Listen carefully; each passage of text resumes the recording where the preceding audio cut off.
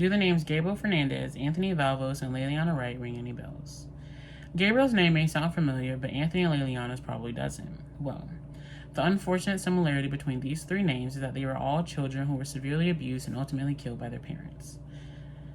Each child experienced unimaginable abuse at the hands of those who were supposed to love them unconditionally, their own mothers and fathers.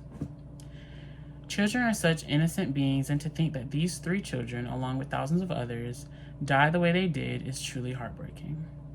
A survivor of such unspeakable abuse is Dave Pelzer, who documents said abuse in his novel A Child Called It. In this book, he stated, "Childhood should be carefree, playing in the sun, not living a nightmare in the darkness of the soul." I couldn't agree more. These children's innocence was stolen from them before they could even realize it. The purpose of this speech isn't to simply discuss the obvious terror these children experienced, but to focus on how Child Protective Services neglected these children and failed to actually protect them.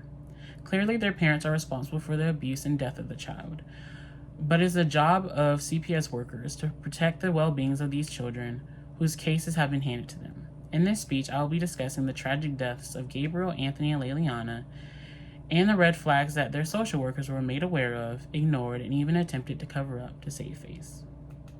Gabriel Fernandez was only 8 years old when paramedics were called to his Palmdale home on May 22, 2013. He was found unresponsive with broken ribs, a cracked skull, and BB pellets stuck in his body. He would eventually be pronounced dead at the hospital. For years, Gabriel had been tortured and severely abused by his mother, Pearl Fernandez, and her boyfriend, Asaro Aguirre. Virginia, Gabriel's older sister, who was only 11 years old at this time, described what she witnessed on the night of May 22nd.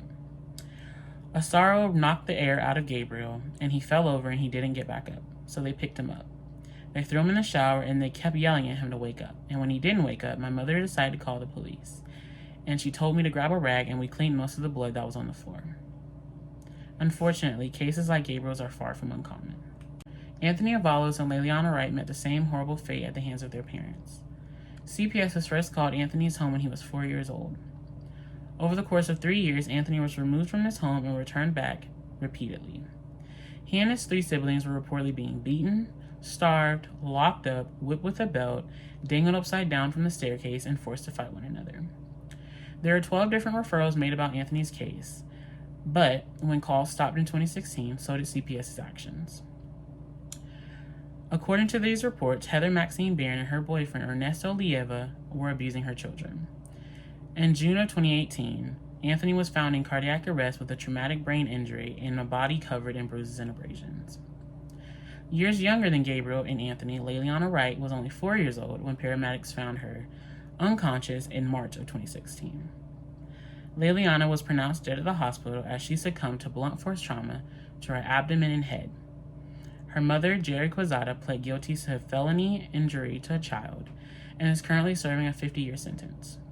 Her boyfriend, Charles Pfeiffer, was charged with capital murder and is serving a life sentence.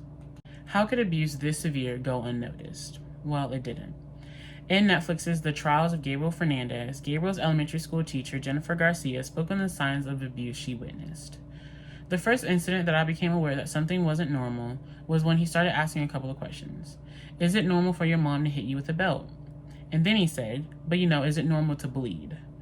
Garcia also spoke about a time when Gabriel came to school with swollen eyes and bruises all over his face. And when asked what happened, Gabriel said he had been shot in the face with a BB gun by his mother. These instances warranted Garcia to call the child abuse hotline, which put her into contact with Stephanie Rodriguez, Gabriel's social worker. In response to Garcia's claims, Rodriguez visited the family's home and believed these injuries were due to an accident. She and her supervisor, Kevin Bond, didn't seek a medical follow-up. A child comes to school with burned skin, bruises all over his face, and a swollen lip, and you sum it up to be an accident, without even speaking to the child. Social workers were told that Gabriel wrote a suicide note. Why is an 8-year-old child writing a suicide note? Suicide should be the last thing on a child's mind, but in this case, it wasn't. Shockingly enough, the 4 welfare workers involved in Gabriel's case were charged with child abuse and falsifying documents. Unfortunately, a Los Angeles County Superior Court judge dismissed these charges. Turns out these social workers weren't going to be held accountable for their failure to protect this child. In Anthony Avalos' case, there were 12 different referrals filled regarding his safety. When social workers would investigate these claims of abuse, they found that the reports were inconclusive, But how is that possible? Anthony's aunt, who called 4 to 5 times about her nephew's safety, mentioned that CPS would announce when they were planning to stop by and check on the children. Of course, they weren't going to see any actual abuse occurring. Leliana's grandmother sent CPS several photos of her grandchild's black eyes, cracked lips, and bruises, and she was promised that this would be looked into, but it wasn't. The deaths of Gabriel Fernandez, Anthony Avalos, and Leliana Wright were absolutely preventable. No one expects for CPS to be heroes and perform miracles. However, I expect for them to do their job, and if they can't, then they shouldn't be in this field. So many red flags were missed and ignored, and for this, these children lost their lives. We know the child welfare system has failed us when an 8-year-old child feels he has to contemplate suicide to escape his abuse. We know the child welfare system has failed us when social workers have photographic proof of abuse, of black eyes and bruises, yet nothing is done.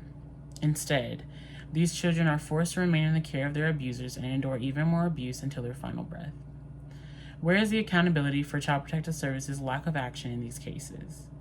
All 3 of these cases involve social workers who received more than enough evidence to remove these children from these dangerous environments, at least until they could fully investigate these reports.